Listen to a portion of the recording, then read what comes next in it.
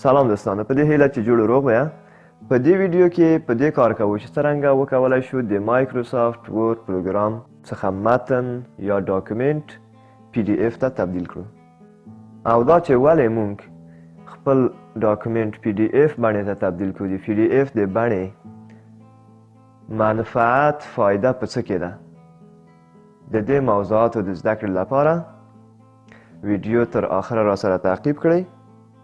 که چیرې مو چینل نوي سابسکرایب کړئ، چینل در سره سابسکرایب کړئ او هغه زنګوله هم په آل باندې قرار ورکړئ.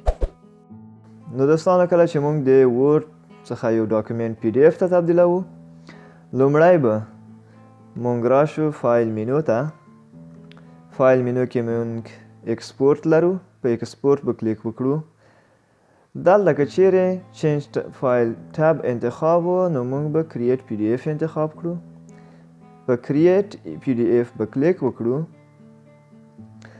دلته موږ ته موقعیت د دغه پی ډي اف فایل چې چیرې ثبتوو هغه به انتخاب کړو. غواړو چې ډیسکټاپ کې سیو کړم، ډیسکټاپ به انتخاب کړم. دلته به نوم هم مشخص کړئ چې په څه نامه باندې تاسو غواړئ ثبت کړئ، او دغه ټایپ د سیو به مو پی ډي اف وي، دا به انتخاب. وروسته آپشنز درځو، پیج رینج لرو. که چیرې موږ آل انتخاب کړو، نو مکمل دغه ډاکومنت چې هر څو صفحې وي ټول به پی ډي اف ته تبدیلیږي. که کرنٹ پیج انتخاب کړو، نو په کومه صفحه کې چې موږ قرار ولرو هغه صفحه به پی ډي اف ته تبدیلیږي.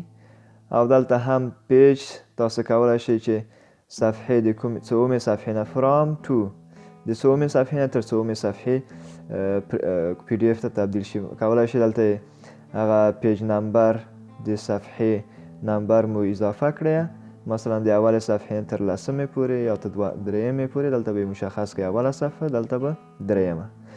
نو په موږ سیستم باندې تاسو کولی شئ پی ډي اف ته یې واړوئ. او دلته هم سلیکشن لرو، که چیرې موږ کوم متن سلیکټ کړی وي نو بیا دا به فعال وي. نو که غواړئ چې ټولې صفحې یا ټول ډاکومنت مو پی ډي اف ته تبدیل کړئ، په آل به کلیک وکړئ. دلته به ډاکومنت انتخاب وي. دلته په پی ډي اف آپشن کې مونږ باید کمپلاین پی ډي اف چک کړو، دا باید چک وي او په اوکې کلیک وکړو. وروسته د دونه په پبلش باندې کلیک کوو، نو مونږ ته به دا د ورد پروګرام سند پی ډي اف بڼې ته تبدیل شي. په دې شکل باندې اوس تاسو دلته وینئ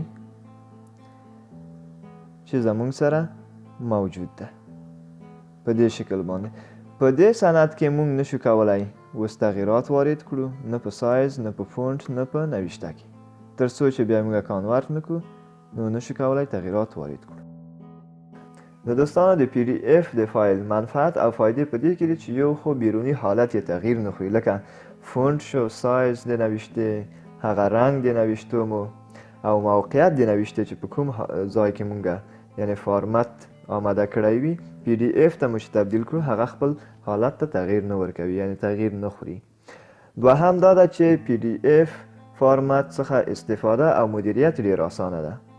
دریم دا چې پی ډي اف فارمت کې نوشته او تصاویر خپل کیفیت له لاسه نه ورکوي. فرضاً که چیرې مونږ یو عکس یو ځای ته لیږو، فارمت د جی پی جي کې که چیرې مونږ عکس یو ځای ته ارسال کړو هغه خپل کیفیت د لاسه ورکوي، یعنی واضح به نه وي هغه مخاطب ته. که چیرې په پی ډي اف بڼه کې مونږ ارسال کړو، څرنګه چې د مونږ سره په کمپیوټر کې موجوده یا تلیفون، په موږ کیفیت به هغه مخاطب ته هم ورسي.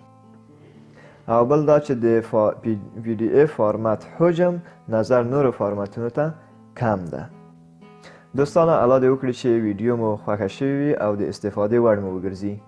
نو زموږ د حمایت لپاره ویډیو در سره لایک کړئ، که چینل مو نوي سابسکرایب کړئ در سره سابسکرایب کړئ او هغه زنګوله د نوټیفیکیشن هم په آل باندې قرار ورکړئ. تر بیا مو په لوی رب سپارم. الله مو مل شه.